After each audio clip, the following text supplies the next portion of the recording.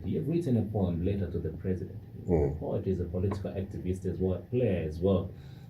Is the poet taken seriously in today's dispensation? During the times of South Africa's apartheid era, with Mzwake Mbuli there making it big, musicians coming out as poetic and talking about the struggle and revolution.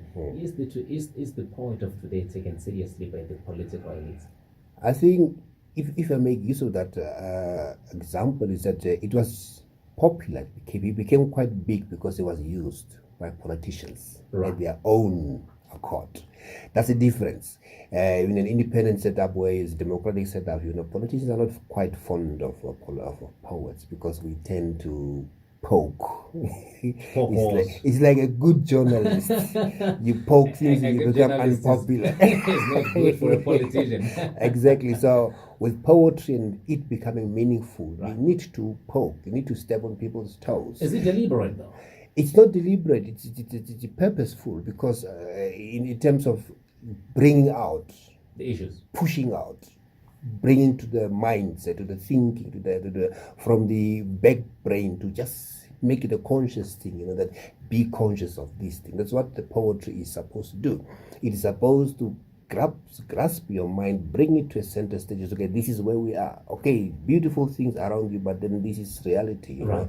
Not that it should be boring.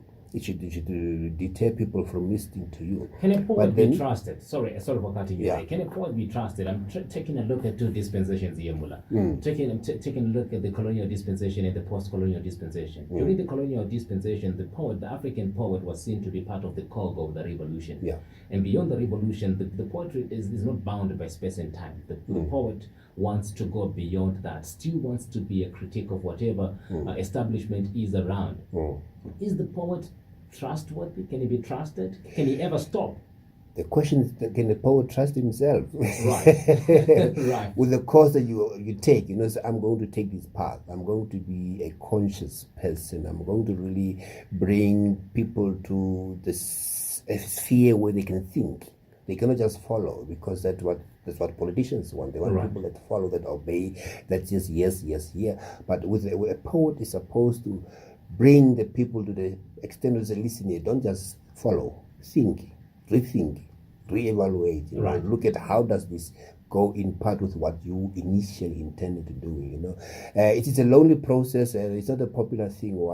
Like I said, during the liberation processes, it was a question of you are popular, you're speaking with the voice of the political parties, the movements, all of those things. But then as soon as this thing dies out, as soon as they're in power, as soon as they're settled, and then they see things from a different perspective, then you are the person they see as the person that is making life difficult for them now. Because suddenly you're saying, but hey, what's your problem? We've been struggling together. Yes, I know, but now you're in power. It's a lonely place to be. It's a lonely place to be because you are not really. It's not a popularity contest. It's a question of truth. It's a question of reflecting what's in society. To that extent, a poet has to be truthful to himself, to his cause, to his society, to his community. So you've got that responsibility. That's right. That's where the question of accountability comes in. That's right. And yesterday, as I observed some of the the poetic iterations and presentations that were put across, I could see that in the poets, there was an uneasiness in an attempt to try to stick to the poetic structure and still hovering on the side of the prose structure, the poetic structure. You do have the rhyme scheme, you do have the couplets, triplets, the paragraphs and all that. You do have all these more metaphors. With prose, it's stream of consciousness. It's one sentence after the next, like you're writing a composition. At the same time, there was also this uneasiness to be overall political. There's one lady that came up with a very, very politically charged poem, but then towards the end, it was still this uneasiness of being too poetic. How free is the Namibian poet? I mean, as journalists, we are quite free. What about the poet? I think, like I said, a lot of times, poets, writers, creators, sometimes we censor ourselves. Knowing what could be done, what is supposed to be done. But then because of the economic realities, because of family realities, because of certain expectations that society has on you as a person, you tend to just dim the lights a little, not to brighten too much. Right. Just to mention, just to hint a little, but you don't really say what you want to say.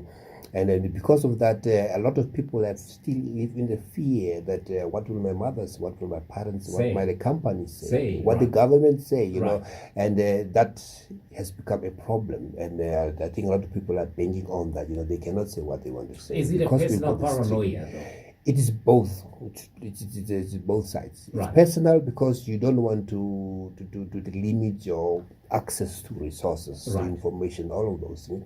And the other one is because you know what the people can do. They can strangle you. They can suffocate you until you just say, "I'm not a poet anymore. I'm a painter. I paint roads. I resign from being a critical poet."